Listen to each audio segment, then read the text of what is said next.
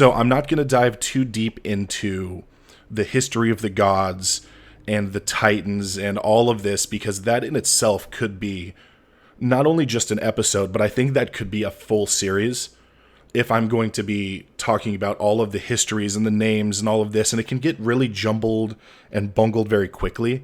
Even as I was doing some research for this episode, looking at the family trees of the Greek gods is something that is intimidating, to say the least.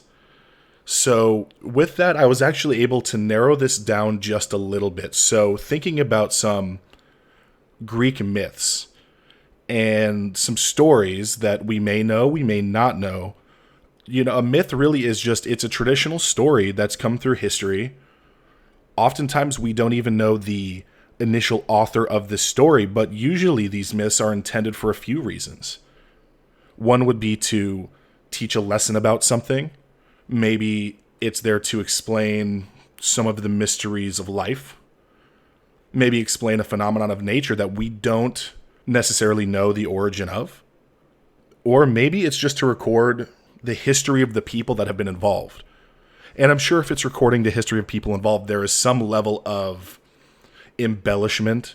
They probably change some details to give it that feeling of grandeur, some things that are maybe larger than life.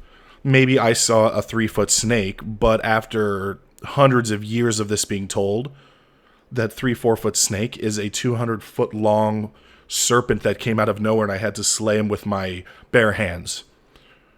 Right, so these myths can change over time, but I think at the end of the day, explaining one of life's mysteries, teaching a lesson, these are really what the myths are designed for.